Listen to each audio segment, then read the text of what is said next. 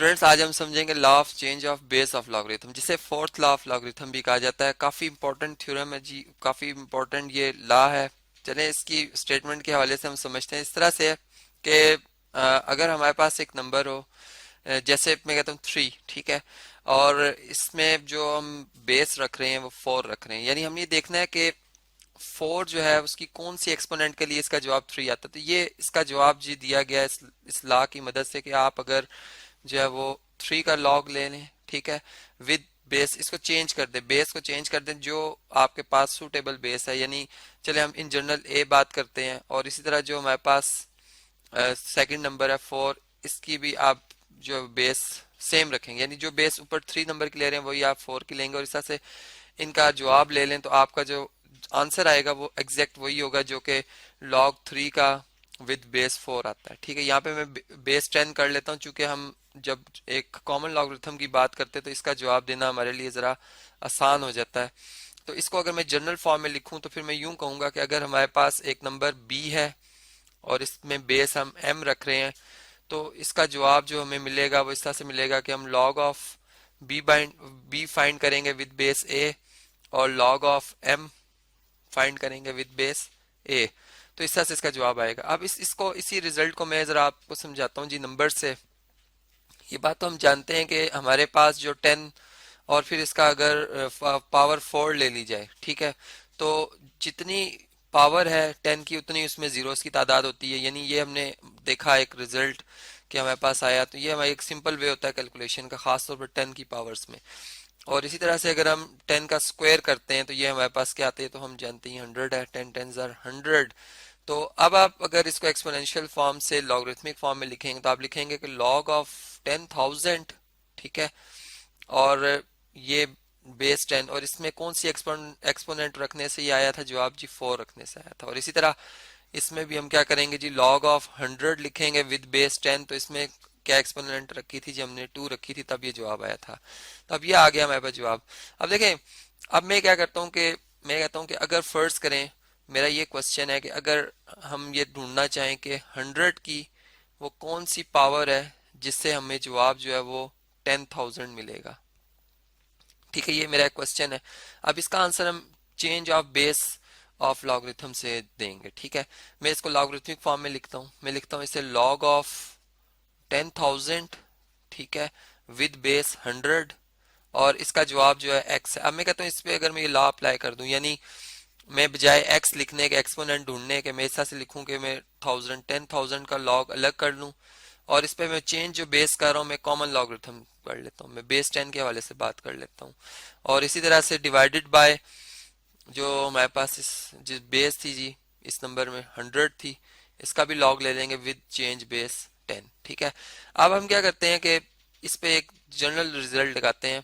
ये बात हम जानते हैं, अगर चलें इस क्वेश्चन का आंसर हम ओरल देना चाहें तो हम ये जानते हैं कि अगर 100 को 100 से 2 दफा मल्टीप्लाई करें तो ये 10,000 आता है। ठीक है, इसका मतलब है कि यहाँ पर जो हमारे पास x आएगा, इस नंबर का लॉग का जो जवाब आएगा वो 2 आएगा। हम यहाँ पे 2 लिख देंगे।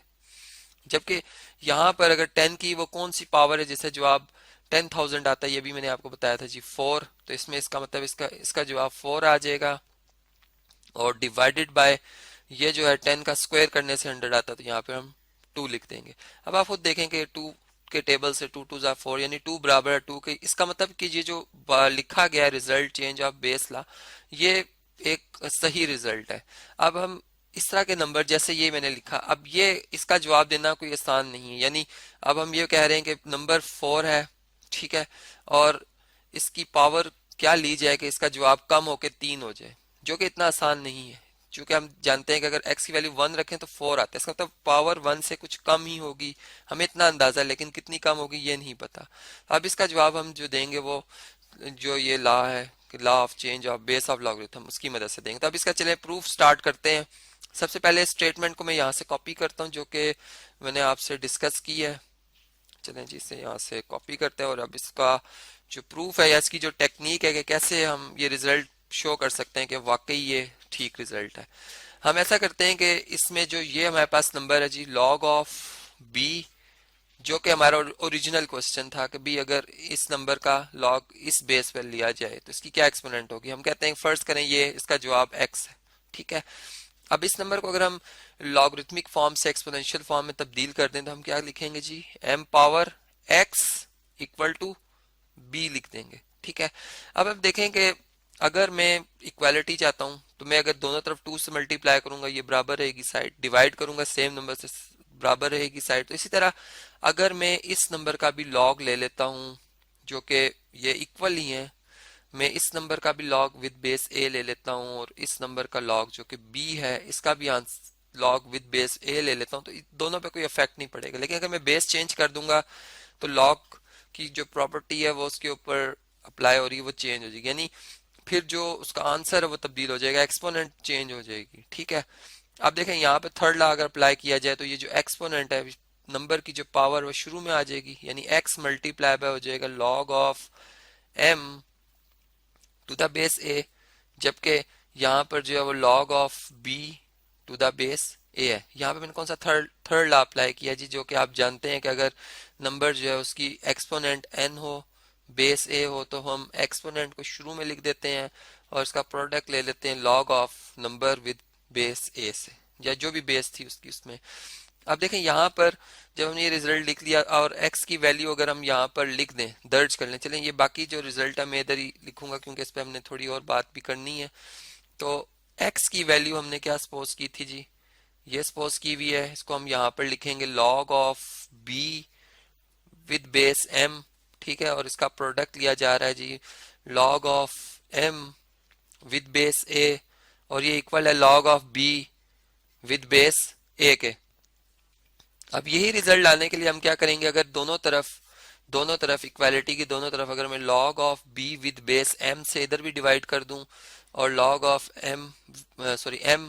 log of b with base m इधर इधर भी इससे भी डिवाइड कर दूं तो ये क्या होगा जी, ये log यानी ये नंबर इसका जो भी जब log लिया जाएगा इसकी जो भी एक्सपोनेंट होगी इसकी जो भी एक्सपोनेंट होगी वो एक जैसी आएंगी, वो सेम आएंगी, दूसरे के मल्टीप्लिकेटिव इन्वर्सेस है कैंसिल हो जाएंगे, हमारा आंसर मल्टीप्लिकेटिव आइडेंटिटी 1 आएगा जो कि इस नंबर से log of m with base a से मल्टीप्लाई होके यही आ जाएगा दोबारा। और यहाँ पर हमारे पास जो राइट साइड है उस पर log of b with base a over log of b, ठीक है।